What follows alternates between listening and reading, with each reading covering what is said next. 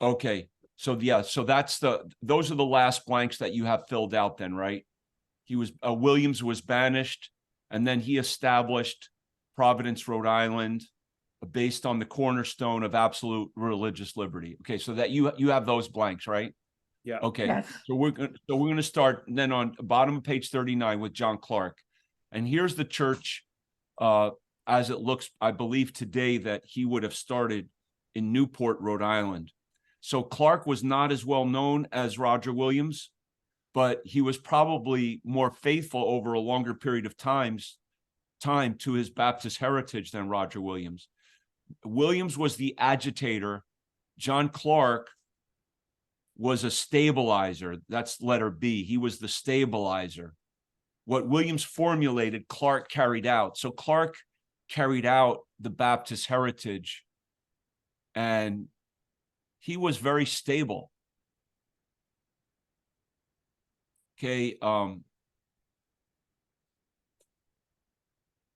So his church began in, they say, in 1648.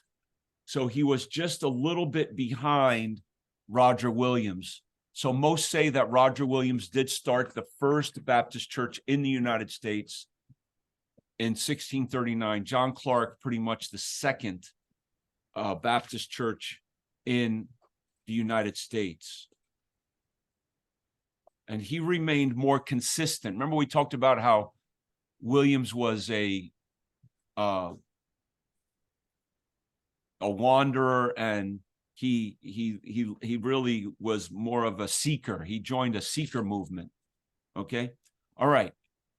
So that's the United Baptist Church in Newport, Rhode Island that John Clarke started. Okay. So now if you want to study Baptist history, and again, I only have time to just mention Shubal Stearns. What a man of God. So he was actually born and raised in Connecticut, was saved during the revival of George Whitfield, and went down to North Carolina and started a church in Sandy Creek, North Carolina. And that church was like on a crossroads of people traveling throughout North Carolina. And literally over the next 100 years, they say 1,000 churches were started through the church that Shubal Stearns started in Sandy Creek. And history bears it out, because what do they call the South? They call the South the Bible Belt.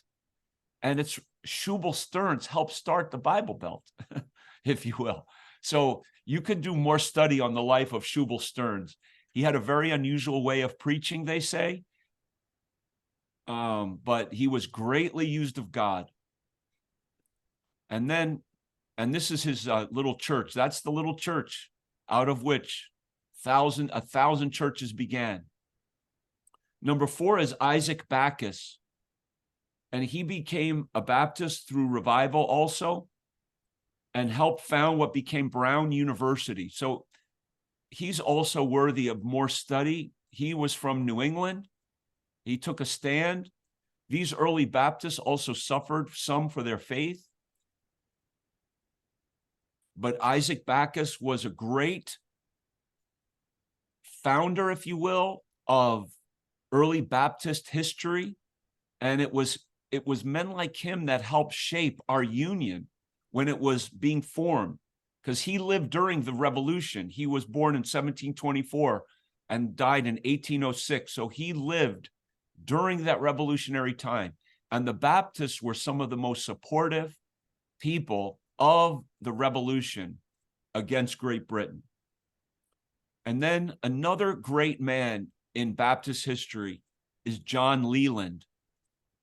John Leland encouraged and supported James Madison in his writing of the First Amendment of the Constitution. We might not have the First Amendment of the Constitution of the United States, that the government shall not prohibit the free exercise of religion, or that the government will not form any kind of a state church. This came out of Baptist convictions. Men like John Leland, who rallied support for John Madison, and in his run for Congress in the first congressional, this is the first congressional race in the United States. And I have a book. Oh boy, I should get it. Hold on one second. I got to get a couple books here. I should have done this. I should have done this before the class tonight, because you know what? I have a big problem in my life. You know what my problem is? I can never find a book when I'm looking for it. So I probably shouldn't look for these books now. But I have another book on church history that I wanted to show you. But I'm sorry, I can't do that right now. Hey, Pastor. But this is, yeah. Hey, Pastor Rucker, that's encouraging. I was just about to ask before you said that, because I remember you and Brother Charlie actually reflecting on this in one of our earlier classes. And there's a basketball player, Jonathan Isaac, and I don't know if you guys are familiar. He's the only one that stood for the national anthem, Isaiah? He was the only one who stood for the national anthem. I think it was around the time they were playing in the bubble or something, when that whole Black Lives Matter garbage was going on. Oh, but anyway, yeah. He was the only one who stood. So just that, reflected on that in John Leland, and just, yeah, that's a big deal there. Yeah, absolutely. So I found this book, and it's called Founding Rivals. And it says Madison versus Monroe, the Bill of Rights and the election that saved a nation.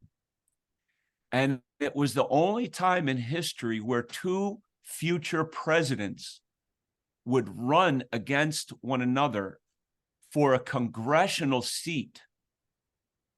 And Leland rallied support for Madison because he wanted to add these amendments to the Constitution. And Monroe did not want to amend the Constitution. It was a brand new document. So Monroe did not want to add these amendments to it. You know, just think of it. They just wrote the Constitution and now they're already amending it, right? So Madison wanted to add these amendments. Leland rallied support, political support. Madison won that election, and those amendments were added to the Constitution, which gives us our right of freedom of worship and freedom of speech. So anyway, that's tremendous Baptist history, and much more could be said about John Leland. There's actually a park down there in Virginia where they have a little plaque where Leland and Madison met. And here's a little plaque of that. John Leland, courageous leader, Baptist doctrine, ardent advocate, the principles of democracy, vindicator of separation of church and state. So those are three of the early Baptists of our nation, and who helped shape America as a nation founded on Christian principles. Okay, so we're just as we close here, the Great Awakening, 1756. Jonathan Edwards, the great Jonathan Edwards, pastored in Northampton and preached one of the most famous sermons, if not the most famous sermon in American history. Sinners in the Hands of an Angry God. You should read it. You could still look for it, it's still online. And it shook a nation. And after that, of course, George Whitfield came and revival struck in the New England states. He served as a missionary to the Indians as president of Princeton University for a short time. His daughter fell in love with the great missionary David Brainerd, who went to the American Indians and died, I believe, of tuberculosis, also as a very young man. So you'll definitely need to know this, and I'll put this out in the study guide.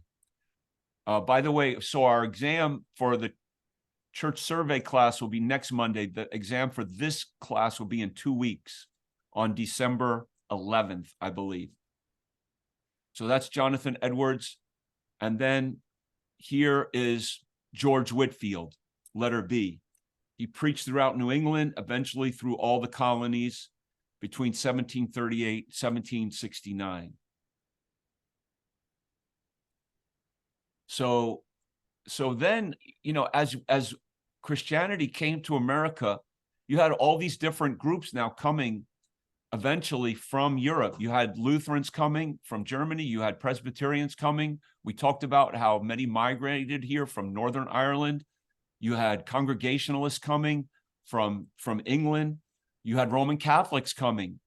So you had the Church of England coming. So then you have the start of denominationalism eventually because of the whole concept of separation of church and state.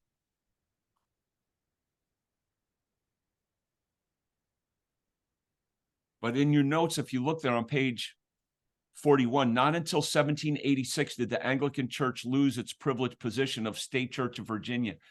Some tried to establish a state church, like to have Virginia, the Anglican Church would be the state church of Virginia, the Congregational Church would be the state church in New England states and so forth. But it was really the Baptists, and it was that First Amendment that disallowed that, the state church from coming to the United States. Okay, so chapter 33.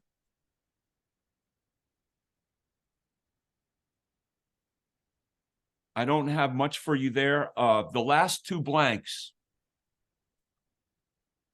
which I don't have on the screen.